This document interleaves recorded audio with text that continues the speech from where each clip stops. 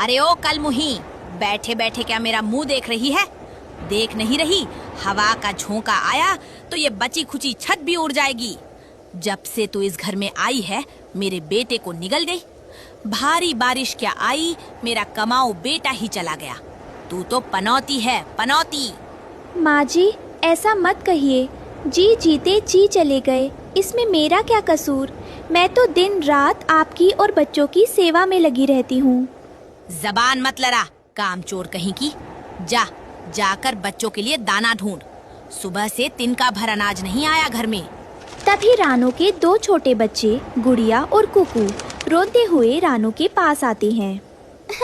माँ भूख लगी है माँ, पेट में चूहे कूद रहे हैं।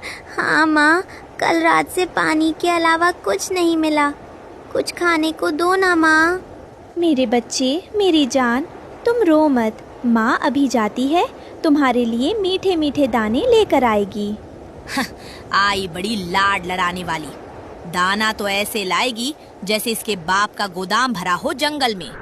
तभी एक जोरदार तूफान आता है और उनका घोंसला पूरी तरह टूटकर जमीन पर गिर जाता है। लो, छा दई काली घटा, टूट गया आशियाना। अब भुगत अपनी किस्मत का रोना धोना। रानो रोती हुई घने जंगल की तरफ उड़ जाती है। बारिश का मौसम सिर पर था, इसलिए सभी पक्षियों ने पहले ही दाना छुपा लिया था। रानो को कहीं एक दाना भी नहीं मिलता। थक हार कर वो एक नदी के किनारे बैठ जाती है। हे भगवान, मैं खुद भूखी रह सकती हूँ, पर अपने मासूम बच्चों को तड़पता कैसे देखूं? मेरी सास के ताने तो मैं सह लूं, पर बच्चों की भूख कैसे सहूं? तभी रानो की नज़र नदी के किनारे रेत पर पड़ती है। वहाँ एक खूबसूरत सुनहरी मछली पानी से बाहर तड़प रही थी। बचाओ, कोई मुझे पानी में डालो, मैं बिना पानी के मर जाऊंगी, कोई मदद करो। अरे ये बेचारी मछली तो धूप में तड़प रही है, मुझे इसकी मदद करनी चाहिए।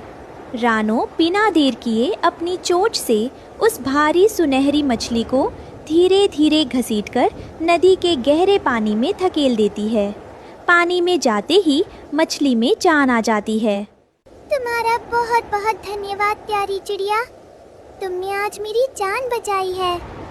तुम खुद इतनी उदास क्यों हो? तुम्हारी आंखों में तो दुखों का समंदर बह रहा है। क्या बताऊं मछली बहन, तूफान ने मेरा घर उजाड़ दिया, बच्चे भूख से बेहाल है और मेरे पास ना रहने को छत है ना खाने को दाना। तुम बहुत दयालु हो रानो, जो दूसरों का दर्द समझता है, भगवान उसका दर्द कभी रहने नहीं देता। ये लो, मेरी तरफ से एक जादुई तोहफा।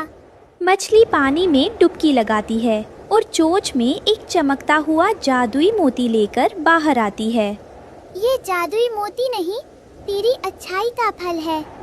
जहाँ रखेगी इसे, वही महकेगा तेरा कल है। रानो, इस मोती को ले जाकर उस पीपल के पेड़ की खाली डाल पर रख दो। रानो उस मोती को लेकर पीपल के पेड़ पर पहुंचती है। जैसे ही वो मोती को डाल पर रखती है, एक तेज रोशनी चमकती है। देखते ही देखते वहाँ सफ़ेद और चमकीले मोतियों से बना एक आलीशान, बड़ा और अभेद्य घर बन जाता है। हे भगवान, ये तो मोतियों का महल है। रानो घर के अंदर जाती है तो देखती है कि वहाँ सोने के बर्तनों के तरह तरह के स्वादिष्ट दाने, फल और साफ पानी भरा हुआ है। माँ जी, गुड़िया, कुकू, जल्दी आओ, देखो भगवान ने हमारी सुन ली। सास और बच्चे भागते हुए आते हैं। बच्चे खाना देखकर झपट पड़ते हैं।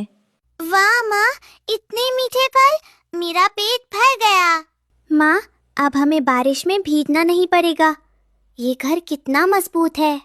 अरे, इस कलमुही के हाथ इतना बड़ा खजाना कैसे लग गया? चमकीला घर, इतना सारा खाना, जरूर इसने कोई चोरी की है। पर जो भी हो, इस घर पर राज तो मेरा ही होना चाहिए। मुझे कुछ करना होगा। रानो की खुशियाँ उसकी सास से बर्दाश्त नहीं हो रही थी। वो चुपके से जंगल के सबसे शातिर चोर कालू कौवे के पास जाती है। राम राम कालू भाई, एक काम है तुमसे, अगर कर दिया तो जिंदगी भर बैठ कर खाओगे। काव काव, बोलो बुढ़िया माई। कालू कौवा पैसों और खाने के लिए किसी की भी गर्दन मरोड़ सकता है। क्या काम है? वो जो पीपल के पेड़ पर मोतियों का चमकीला घर बना है ना, वो मेरी बहू रानो का है। हमें उस घर को हथियाना है। तुम उसे डरा धमका कर वहाँ से भगा दो। फिर उस घर में आधा हिस्सा तुम्हारा और आधा मेरा। अरे वाह, मोतियों का घर! ये तो बहुत बढ़िया सौदा है। चलो अभी चलते हैं। उस अदनी सी चिड़िया की क्या औकात जो कालू कौवे के सामने टिक सके। कालू कौवा और सास पीपल के पेड़ पर पहुंचते हैं। रानो बच्चों को खाना खिला रही थी। काव काव, ए रानो चिड़िया, बाहर निकल। ये पेड़ और ये घर आज से मेरा है। अगर अपनी और अपने बच्चों की जान प्यारी है तो अभी के अभी यहाँ से भाग जा। कालू भाई, आप ही क्या कह रहे हैं? ये घर मुझे नदी की सुनहरी मछली ली ने दिया है। मैं यहाँ से कहीं नहीं जाऊंगी। झूठ बोलती है ये। कालू भाई, मारो इसे। ये चुड़ैल मेरे बेटे को खा गई। अब इस घर को अकेले हड़पना चाहती है। माँ जी, आपने मेरे साथ ऐसा धोखा किया। मैंने हमेशा आपको अपनी माँ माना। चुप कर, अब देख मेरा वार। जैसे ही कालू कौवा रानो पर हमला करने के लिए आगे बढ़ता है, जादुई मोती का घर अचानक तेजी से चमकने लगता है। घर के दरवाजे से एक जादुई रोशनी की किरण निकलती है और कालू कौवे को हवा में उड़ा देती है। अरे बाप रे, ये क्या जादू है? मेरी पंख जल रहे हैं। बचाओ बचाओ! कालू कौवा दूर जाकर कटीली झाड़ियों में गिर जाता है। जादुई घर से एक और रोशनी निकलती है जो सास के चारों तरफ एक अदृश्य दीवार बना देती है, जिससे वो हिल भी नहीं पा रही थी। लालच का अंजाम बुरा, धोखे का घर कच्चा है। जीत हमेशा उसकी होगी जिसका दिल सच्चा है। मुझे माफ कर दो रानो बेटी, मुझे बचाओ। इस जादू को रोको, मैं पत्थर बन जाऊंगी। हे जादुई घर, मेरी माँ जी को माफ कर दो। भले ही इन्होंने मुझसे नफरत की, पर ये मेरे स्वर्गीय पति की माँ है। मैं इनका बुरा नहीं देख सकती। रानो की बात सुनते ही जादू शांत हो जाता है। सास जमीन पर गिर पड़ती है। उसकी आंखों में अब पछतावे के आंसू थे। मुझे माफ कर दे रानो, तू पनौती नहीं, तू तो इस घर की लक्ष्मी है। मैंने हमेशा तुझे ताने दिए, पर तूने आज भी मेरी जान बचाई। मुझे अपनी गलती का एहसास हो गया है बेटी। माँ जी, ऐसा मत कहिए। आप मेरी माँ हैं।